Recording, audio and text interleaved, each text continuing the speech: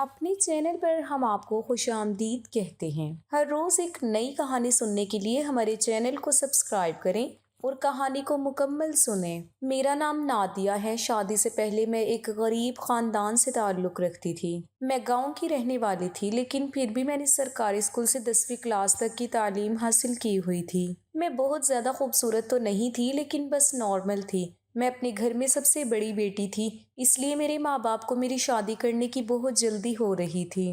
ویسے بھی گاؤں میں لڑکیوں کی جلدی ہی شادی کر دی جاتی ہے۔ میرے ماں باپ نے میرے لیے اچھا رشتہ دیکھنا تلاش کیا تو پڑوس کے ہی گاؤں سے میرے لیے ایک اچھا سا رشتہ آیا۔ رشتہ بہت اچھا تھا۔ لڑکا رہتا تو گاؤں میں ہی تھا، لیکن اس کی نوکری دوسرے ملک میں لگی ہوئی تھی اور اس کی نوکری بہت اچھی تھی۔ میرے گھر والوں کو یہ رشتہ بہت پسند آیا تھا۔ لڑکا پڑھا لکھا بھی تھا، تبھی اس کی دوسرے ملک میں نوکری لگی ہوئی تھی۔ میری بھی یہی چاہت تھی کہ میری شادی کسی پڑھے لکھے انسان سے ہو۔ یہ رشتہ مل جانے کے بعد میری یہ چاہت بھی پوری ہو گئی تھی اور میرے گھر والوں کو رشتہ بہت پسند آیا تھا۔ میرا ہونے والا شوہر کافی سالوں سے ہی قطر میں نوکری کر رہا تھا۔ وہ اپنے گھر میں سب سے بڑا بیٹا تھا۔ اس کے چھوٹے 3 بہن بھائی تھے، ایک کنوارا بھائی اور 2 چھوٹی بہنیں تھیں۔ میرے ہونے والے شوہر کے والد تو کافی سالوں پہلے ہی اس دنیا سے رخصت ہو گئے تھے، لیکن ماں کا سایہ ابھی تک ان پر تھا۔ ہمارا رشتہ فوٹو دیکھ کر ہی طے ہوا تھا۔ میرا فوٹو لڑکے کو دکھایا گیا تھا اور لڑکے کا فوٹو مجھے دکھایا گیا تھا۔ کیونکہ لڑکا قطر میں نوکری کرتا تھا، اس لیے وہ بار بار یہاں پر نہیں آ سکتا تھا۔ لڑکے والوں کی شرط یہی تھی کہ ہمارا بیٹا شادی کے ٹائم پر ہی پاکستان واپس آئے گا، اور میرا یہ رشتہ میرے ابو کے جاننے والے دوست نے کروایا تھا، اس لیے میرا ہونے والا شوہر میرے لیے بالکل انجان تھا۔ دونوں گھر والوں کی مرضی سے ہمارا رشتہ پکا ہو گیا اور کچھ دن بعد ہی ہماری شادی بھی ہو گئی۔ میری شادی کی پہلی رات جب میرے شوہر سے میری ملاقات ہوئی تو مجھے ان کا رویہ بہت پسند آیا تھا۔ میرا سسرال بھی بس ٹھیک ٹھاک ہی تھا۔ وہ گھر تو تھوڑا چھوٹا تھا، لیکن میرے شوہر کی کمائی اچھی تھی، اس لیے میری ماں نے مجھے سمجھایا تھا کہ گھر سے کچھ نہیں ہوتا، لڑکے کی کمائی اچھی ہونی چاہیے۔ میں نے بھی اس بات کو ایکسیپٹ کر لیا تھا۔ شادی کے 4 دن بعد ہی میرے شوہر نے اپنا سامان پیک کرنا شروع کر دیا تھا، کیونکہ ان کو قطر واپس جانا تھا، اور یہ بات سن کر میں رونے لگی تھی۔ ابھی تو ہماری شادی کو 3-4 دن ہی گزرے تھے اور میرے شوہر شعیب مجھے اکیلا چھوڑ کر جا رہے تھے۔ میں ان کے بنا یہاں پر کیسے رہوں گی؟ ہم نے تو ابھی تک ایک دوسرے کو ٹھیک طرح سے جانا بھی نہیں تھا۔ میں اپنی زندگی اپنے شوہر کے ساتھ گزارنا چاہتی تھی۔ شادی سے پہلے مجھے یہ بات تو پتا تھی کہ میرے شوہر کافی سالوں سے ہی قطر میں نوکری کر رہے ہیں، لیکن جب شادی کے بعد وہ 3-4 دن بعد ہی جانے لگے تو میرے پیروں تلے سے زمین نکل گئی، کیونکہ مجھے تو یہ نہیں پتا تھا کہ وہ اچانک اتنی جلدی قطر جانے کی تیاری کرنے لگیں گے۔ میں نے سوچا تھا کہ شاید وہ 1-2 مہینے یہاں پر رکیں گے، مجھے گھمائیں گے پھرائیں گے، ان کی میرے ساتھ اچھی خاصی بات چیت ہوگی، لیکن ایسا کچھ بھی نہیں تھا۔ وہ تو 3-4 دن میں ہی یہاں سے جانے کی تیاری میں لگے ہوئے تھے۔ میں نے اپنی آنکھوں میں آنسو بھر کر اپنے شوہر سے کہا بھی تھا کہ میں یہاں پر آپ کے بنا کیسے رہوں گی۔ میری بات سن کر میرے شوہر کہنے لگے میری مجبوری ہے، وہاں پر میری نوکری لگی ہوئی ہے، میں زیادہ ٹائم تک یہاں پر نہیں رہ سکتا، ورنہ میری نوکری خطرے میں پڑ جائے گی۔ ویسے تو میں یہاں پر 2 مہینے کی چھٹیوں پر آیا تھا، لیکن کمپنی نے اچانک ہی میری چھٹیاں کینسل کر کے مجھے واپس بلا لیا ہے۔ شاید وہاں پر کام زیادہ ہے، اس لیے بار بار میرے پاس وہاں سے فون آ رہے ہیں۔ یہ سن کر میری آنکھیں نم ہو گئی تھی اور مجھے غصہ بھی آ رہا تھا اس بات پر کہ مجھے کسی پردیسی انسان سے شادی ہی نہیں کرنی چاہیے۔ ایک پردیسی انسان سے شادی کرنا بہت ہی مشکل کام ہے، اس بات کا احساس مجھے آج ہو رہا تھا۔ میرے شوہر نے اپنا سامان پیک کیا اور مجھ سے کہنے لگے کہ میں تھوڑی دیر کے لیے بازار جا رہا ہوں۔ جب وہ گھر واپس آئے تو میں نے دیکھا کہ وہ لگ بھگ 15-20 کلو پھٹکڑی لے کر آئے تھے اور مجھ سے کہنے لگے کہ یہ ساری پھٹکڑی میرے سامان میں رکھ دو۔ اتنی ساری پھٹکڑی دیکھ کر میں حیران ہو گئی تھی اور میں نے کہا آپ وہاں جا کر اس کا کیا کریں گے؟ یہ تو بہت ساری پھٹکڑی ہے، اس کا بھلا آپ کو کیا کام ہے؟ اور اس سے تو آپ کے سامان کا وزن بھی بڑھ جائے گا اور پھر الگ سے اس کے پیسے بھی بھرنے پڑیں گے۔ کیا وہاں بھی ہمارے علاقے کی طرح گندا پانی آتا ہے جسے صاف کرنے کے لیے آپ پھٹکڑی لے کر جا رہے ہیں؟ میں نے اپنے حساب سے ہی اپنے شوہر کو یہ ساری بات بتا دی تھی، کیونکہ میری ماں ہمیشہ ہی برتنوں کو صاف کرنے کے لیے تھوڑے سے برتن میں پھٹکڑی ڈال کر برتن کو گھما کر نکال لیا کرتی تھی۔ ہمارے ایریے میں گندا پانی آیا کرتا تھا، ماں کہتی تھی کہ ایسا کرنے سے برتن بالکل صاف ہو جاتے ہیں۔ میری بات سن کر شعیب ہنسنے لگے اور کہنے لگے، یہ تمہارے علاقوں میں برتن صاف کرنے کے لیے استعمال کی جاتی ہوگی، لیکن وہاں پر تو بالکل صاف پانی آتا ہے۔ کتر کی عورتیں اس کا کچھ اور ہی استعمال کرتی ہیں۔ یہ بات مجھے ٹھیک سے تو نہیں پتا ہے، لیکن مجھے یہ معلوم ہے کہ وہاں پر اس کا استعمال بہت زیادہ کیا جاتا ہے۔ کتر کی عورتیں پھٹکڑی کو ڈبل ریٹ میں خریدنے کے لیے بھی تیار رہتی ہیں۔ لگ بھگ ہر کتر کی عورت کے گھر میں یہ پھٹکڑی موجود ہوتی ہے۔ میں جب بھی یہاں پر آتا ہوں تو واپسی پر پھٹکڑی ضرور لے کر جاتا ہوں۔ شعیب کی بات سن کر میں حیران ہو گئی تھی۔ یہاں پر تو ہر دکان پر ہی پھٹکڑی موجود ہوتی تھی، لیکن اس ٹائم میں سب کچھ بھول کر اپنے شوہر کے جانے کی ٹینشن لے رہی تھی۔ میرے لیے سب سے بڑی ٹینشن میرے شوہر کی جدائی تھی۔ میں نے ان کے سامان میں پھٹکڑی تو رکھ دی تھی، لیکن میں نے روتے ہوئے شعیب سے کہا کہ جتنی جلدی ہو سکے مجھے بھی تم اپنے پاس بلا لینا۔ ابھی تو ہم دونوں نے اپنی خوبصورت زندگی کی شروعات بھی نہیں کی تھی اور اتنی جلدی جدائی کا ٹائم بھی آ گیا تھا۔ شعیب کے بنا سسرال میں رہنے کا سوچ کر ہی مجھے اندر سے گھٹن محسوس ہو رہی تھی۔ شعیب کہنے لگے، تم زیادہ پریشان مت ہو، وہاں جاتے ہی میں تمہیں بلانے کا انتظام کر لوں گا۔ میں جانتی تھی یہ سارے جھوٹے بہانے ہیں، لیکن سوائے آنسو بہانے کے میرے پاس اور کوئی چارہ بھی نہیں تھا۔ میری دونوں چھوٹی نندیں بہت ہی زیادہ چالاک تھیں۔ ساس تو بیمار رہتی تھی، اس لیے اپنے کمرے سے زیادہ باہر نکل کر بھی نہیں آتی تھی، لیکن میری دونوں نندیں ہر ٹائم مجھ پر نگاہ رکھتی تھیں۔ انہیں میرے آنسو ڈرامے بازی لگتے تھے۔ ان کا کہنا تھا کہ وہ بھی تو اپنے بھائیوں کی اتنے سالوں سے جدائی برداشت کر رہی ہیں۔ خیر شعیب مجھے چھوڑ کر چلے گئے تھے، لیکن جب بھی ان کا فون آتا تھا، ان کی بہنیں فون پر اپنے بھائی سے میری بہت زیادہ برائیاں کیا کرتی تھی۔ وہ ان سب باتوں سے بہت تنگ آ گئے تھے۔ میرے شوہر بھی میرے بنا تڑپ رہے تھے۔ وہ روز مجھ سے فون پر باتیں کیا کرتے تھے اور کہتے تھے، نادیہ تمہارے بنا میرا دل نہیں لگتا، مجھے تمہاری بہت یاد آتی ہے، تمہارے ساتھ گزارے ہوئے وہ 3-4 دن مجھے ابھی تک بہت یاد آتے ہیں۔ لیکن اگلے ہی پل میں اداس ہو جاتا ہوں۔ اور پھر ایک دن میرے شوہر نے مجھے کچھ ایسا بتایا جسے سن کر میں بہت زیادہ خوش ہو گئی تھی۔ انہوں نے مجھے بتایا کہ وہ مجھے اپنے پاس کی طرف بلا رہے ہیں، وہ ساری کارروائی کر چکے ہیں، انہوں نے میرے ڈاکومنٹس بھی بھیج دیے تھے۔ یہ سن کر جہاں میں خوش ہو رہی تھی، وہیں پر میری نندوں کے چہرے کا رنگ بدل گیا تھا۔ وہ چاہتی تھی کہ ان کا بھائی انہیں بھی کی طرف بلا لے، لیکن میں نے اپنی نندوں کو نظر انداز کر کے جلدی جلدی اپنے جانے کی تیاری شروع کر دی۔ میں نے اپنے شوہر سے پوچھا کہ آپ کے لیے یہاں سے کوئی بھی سامان لے کر آؤں؟ تو شعیب نے مجھ سے کہا میرے لیے 20 کلو پھٹکڑی لے کر آنا۔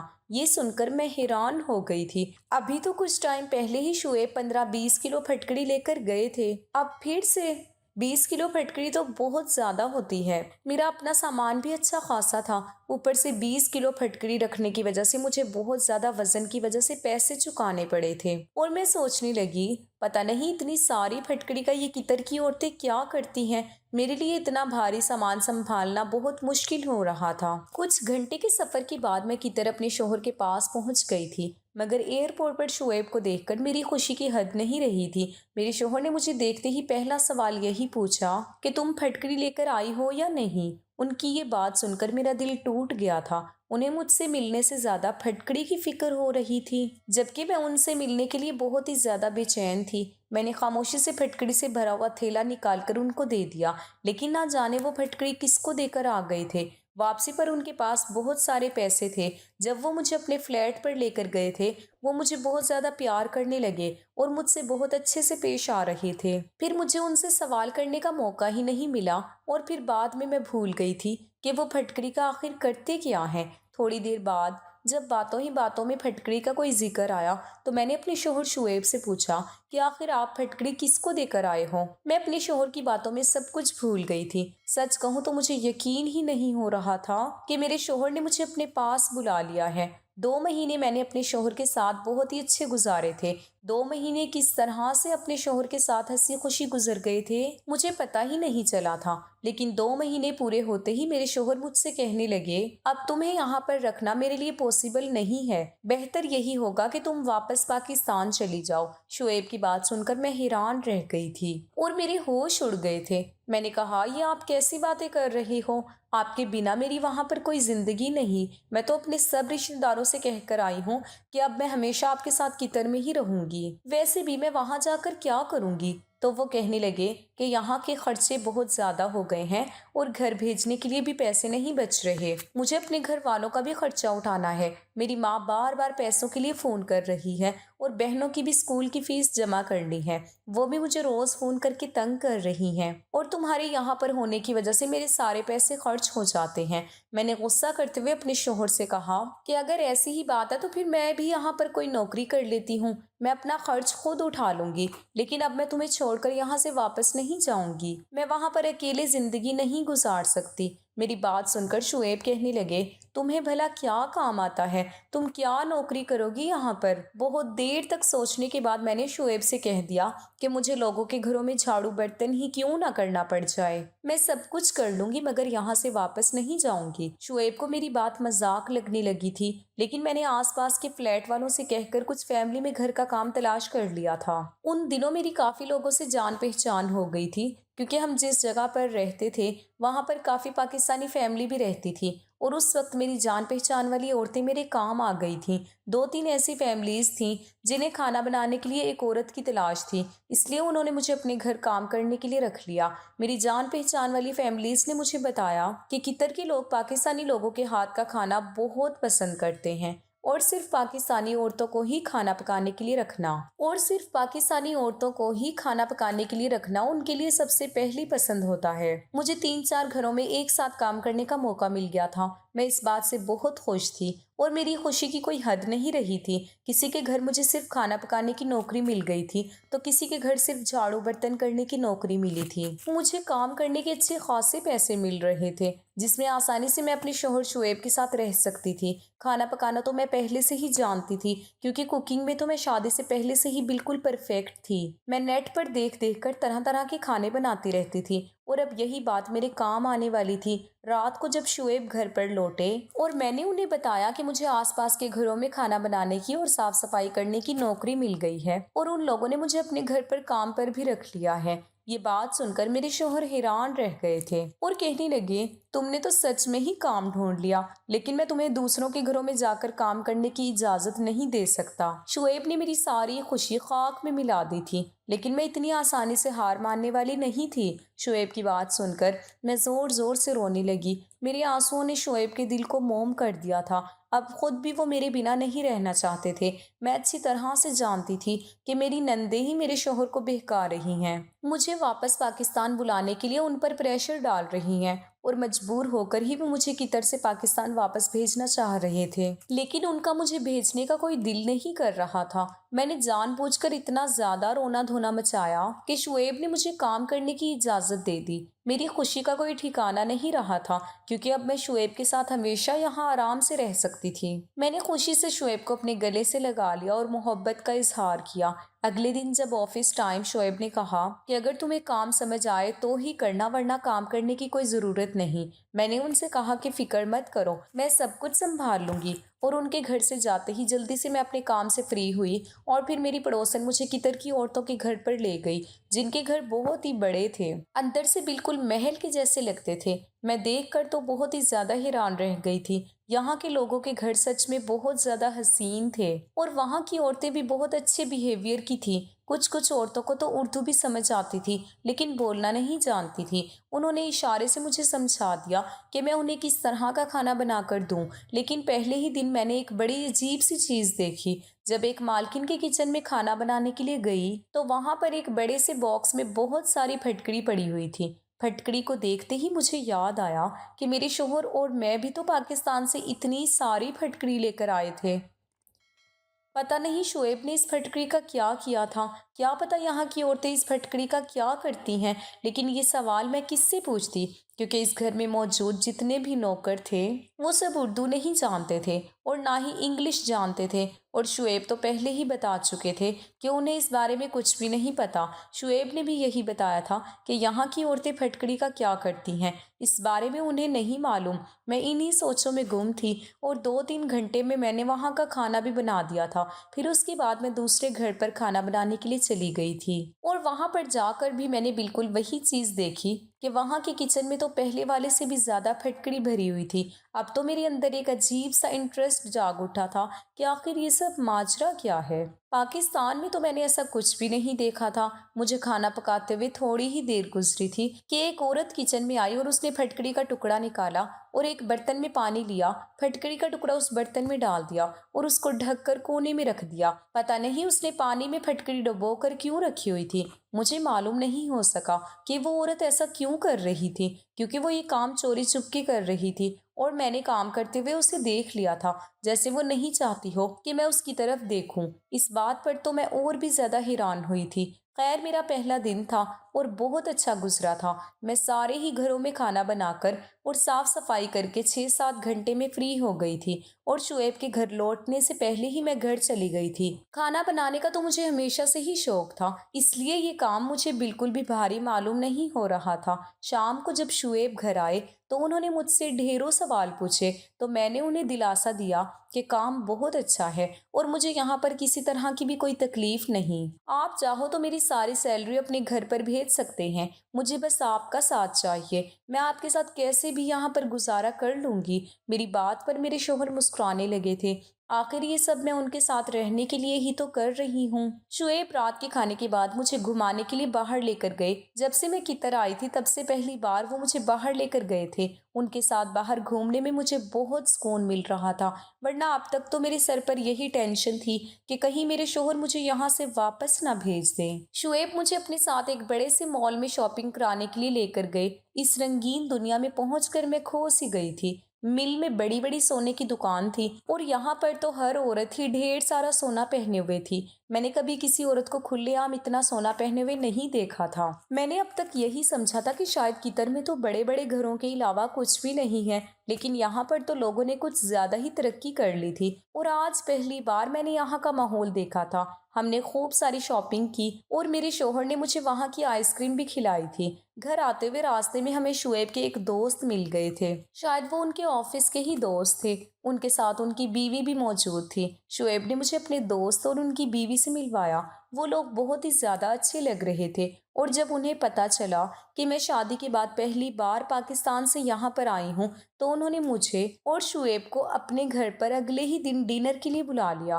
وہ لوگ بھی قطر میں ہی رہتے تھے۔ شعیب نے ان سے کافی منع بھی کیا کہ ہم لوگ ڈنر پر نہیں آ سکتے، لیکن وہ نہیں مانے اور جب وہ زیادہ ہی ضد کرنے لگے تو میرے شوہر نے ان کی ڈنر کا آفر ایکسیپٹ کر لی۔ میں شعیب کے دوست کے گھر جانے کے لیے زیادہ ہی بے چین تھی، کیونکہ میں نے ابھی تک وہاں کے لوگوں کے ہاتھ کا بنا ہوا کھانا نہیں کھایا تھا، کیونکہ میں تو پاکستانی تھی اور اپنے ہاتھ سے ہی کھانا بنا کر کھا رہی تھی اور یہاں آ کر کسی کے گھر دعوت پر بھی پہلی بار ہی جا رہی تھی۔ اگلے دن میں نے سبھی لوگوں کے گھروں میں کام کیا اور کھانا بنایا اور واپس آتے ہی جلدی جلدی تیار ہو گئی۔ شعیب کہہ کر گئے تھے کہ وہ جلدی ہی کام سے لوٹ آئیں گے اور پھر ہم لوگ ان کے دوست کے گھر جائیں گے۔ شعیب کے آتے ہی ہم دونوں ان کے دوست کے گھر کے لیے نکل گئے تھے۔ انہوں نے بہت ہی اچھی طرح سے ہمارا ویلکم کیا تھا۔ میں شعیب کے دوست کا گھر دیکھتے ہی حیران رہ گئی تھی۔ گھر باہر سے جتنا خوبصورت تھا، اندر سے بھی اس سے کئی گنا زیادہ خوبصورت تھا۔ ان کے 2 پیارے سے بیٹے تھے اور ایک چھوٹی سی 3 مہینے کی بیٹی بھی تھی۔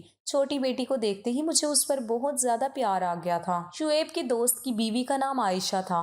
وہ کچن میں کھانے کی تیاری کر رہی تھی۔ میں بھی انہی کے پاس جا کر کھڑی ہو گئی۔ مجھے دیکھ کر وہ مسکرا کر کہنے لگی کہ بھابھی آپ بیٹھ جاؤ، میں بس کھانا تیار کر کے آپ کے پاس آتی ہوں۔ میں نے ان کی بات کو اگنور کرتے ہوئے کہا کہ میں آپ کی مدد کرا دیتی ہوں، اور پھر میں نے ان کی مدد کروانا شروع کر دی اور تبھی میری نظر عائشہ بھابھی کی کچن میں رکھی ہوئی پھٹکڑی پر پڑی۔ انہوں نے بھی پھٹکڑی کو ایک ڈبے میں رکھا ہوا تھا۔ ڈبہ ٹرانسپیرنٹ تھا، اس لیے مجھے اس کے اندر کی پھٹکڑی ٹھیک سے دکھائی دے رہی تھی۔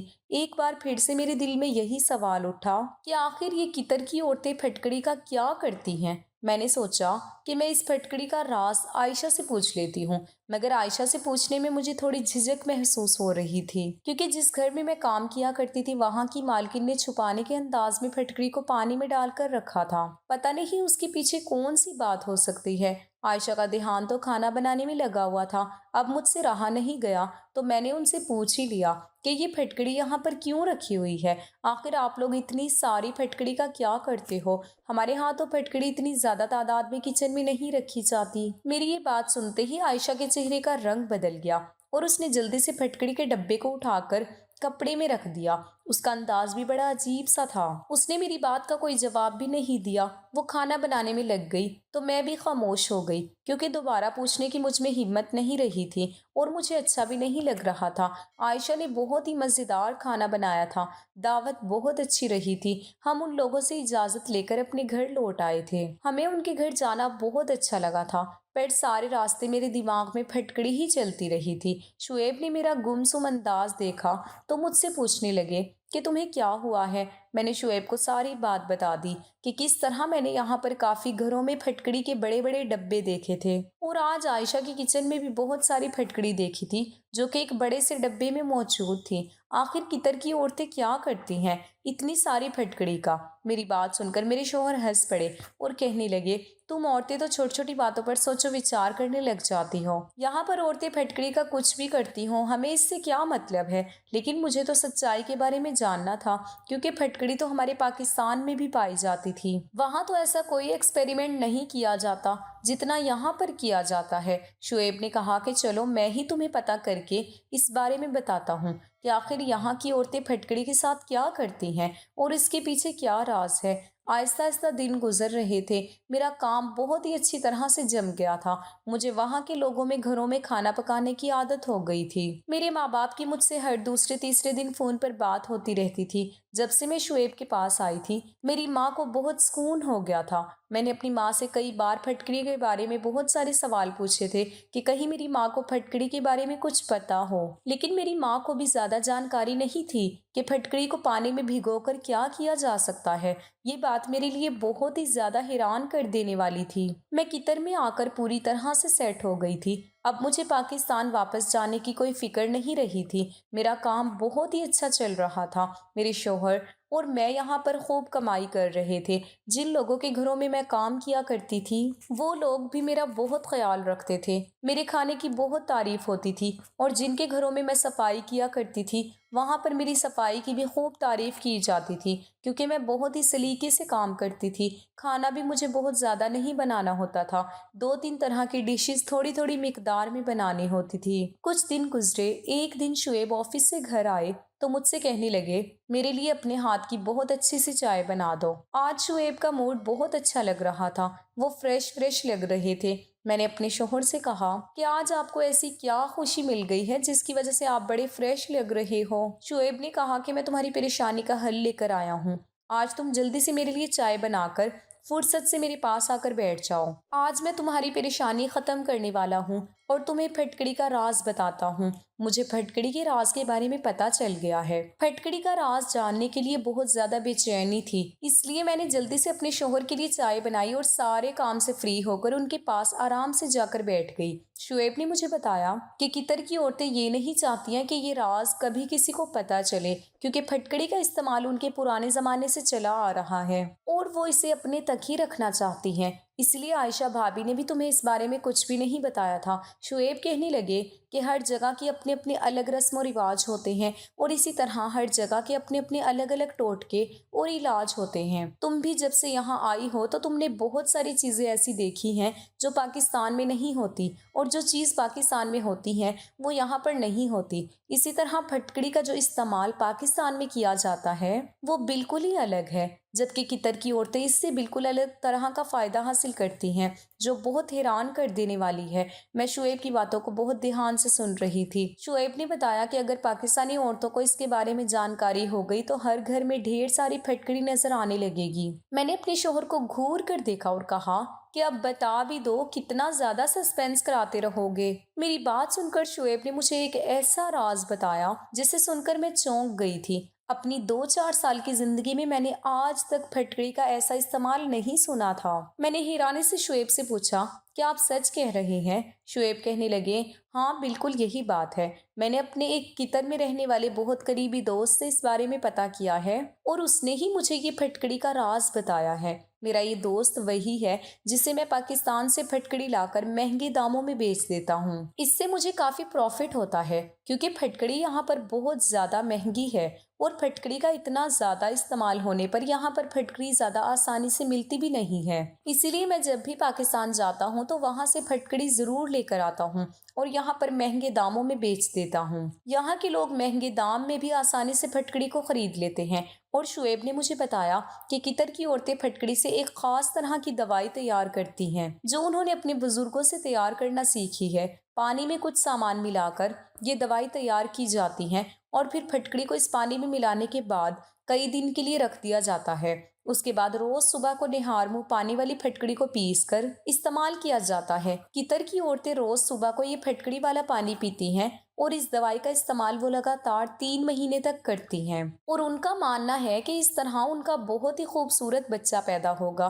جو قطر کی عورتیں پوری لگن سے اس دوائی کو پیتی ہیں، اور یہ دوائی اس لیے بھی کام آتی ہے کہ جو عورت اس دوائی کو نہار منہ 3 مہینے تک پیتی ہیں ان کے پاس خوبصورت بچہ تو ہوگا ہی، لیکن بیٹا ہی پیدا ہوگا۔ اس دوائی کو پینے سے بیٹے کی ہی پیدائش ہوتی ہے۔ یہ بات میرے لیے بہت ہی انوکھی تھی، اور سچ میں شعیب نے ٹھیک کہا تھا کہ اگر پاکستانی عورتوں کو اس بارے میں پتہ چل جاتا تو سب کی سب عورتیں اسی ٹوٹکے کو استعمال کرنا شروع کر دیتی۔ مگر مجھے یہ سمجھ نہیں آیا تھا کہ قطر کی عورتیں اس بات کو اتنا چھپاتی کیوں ہیں۔ میری بات سن کر شعیب کہنے لگے، ہر کسی کے اپنے الگ الگ طور طریقے ہوتے ہیں، اور زیادہ تر عورتیں اسی لیے بتانا بھی نہیں چاہتی کہ وہ بچہ پیدا کرنے کے لیے ٹوٹکے استعمال کر رہی ہیں۔ ان کو لگتا ہے کہ کسی کو بتانے سے ان کا ٹوٹکا خراب ہو جائے گا۔ شعیب کی بات سن کر میں افسوس بھری لفظوں میں کہنے لگی کہ میرے پاس تو پھٹکڑی بھی نہیں ہے اور نہ ہی مجھے یہ دوائی بنانے کا طریقہ آتا ہے۔ میری بات سن کر شعیب ہنس پڑے اور کہنے لگے کہ مجھے بس بچے کی چاہت ہے، چاہے وہ بیٹا ہو یا بیٹی،